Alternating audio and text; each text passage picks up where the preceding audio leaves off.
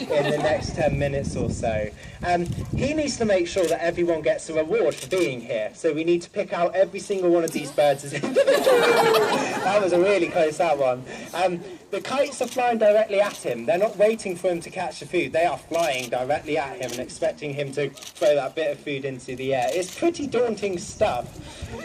Now, if you watch them really closely, once they catch that little bit of food, they will transfer it on the wing. They will transfer it from talon to beak. It means they can feed and fly. Not many birds can do this, but it allows them in the wild to feed on a swarm, a swarm of insects. And this is exactly what they do. And you get these carouseling effects as they all go up together and pick off that little bit of food from the air.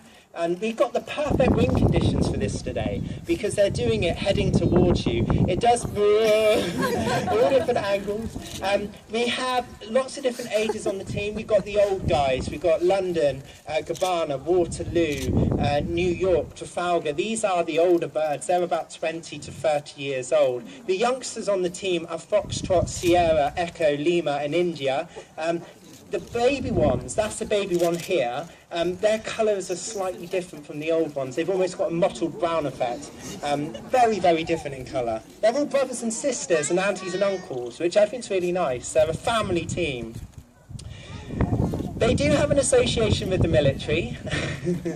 This will be fun today because these birds are on it. They do have an association with the military. It was a common trick of the soldiers to send their newest recruit across their parade ground with a billy tin and their only rations of the day. And Paul is going to reenact this now in true military style for us, and we will show you exactly what would have happened. Smack.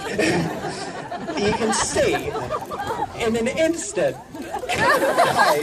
just what happens, and if that was your only sausage of the day, you would not be very impressed, would you? It'd be gone in a flash, coming in from behind. Very good. They're flying really well, but look at these guys behind us. They pushed off into the breeze because they know exactly what's coming next. Paul has a catapult, and we are now going to propel food to incredible heights into the air. And just watch them stand on their tails. Look at that. As they go out to catch the food. Look. That's so cool. They can stand on their tails. They can almost invert themselves. Look. Now, with the wind direction today, it does mean that Paul will have to fire the food towards us in order for the kites to catch it. And whilst I encourage you all to please to look up, do it with your mouth shut, okay? Because it's happened before. I'm sure it will happen again one day.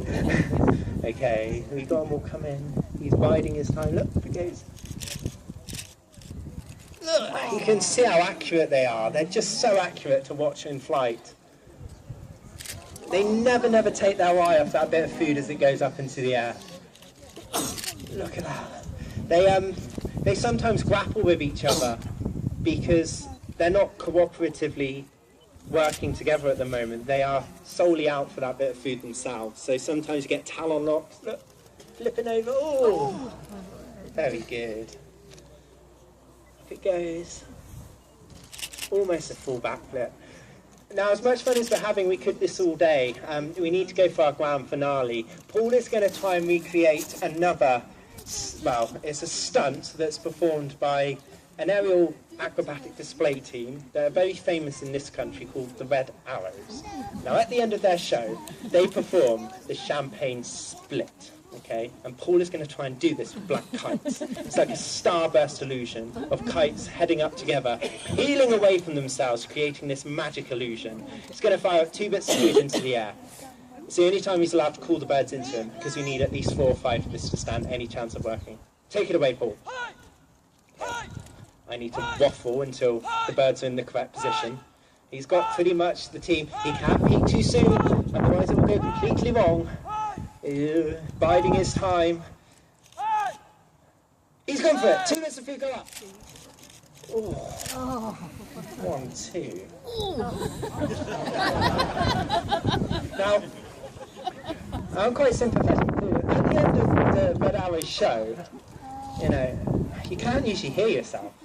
There's such a huge round of applause from the audience.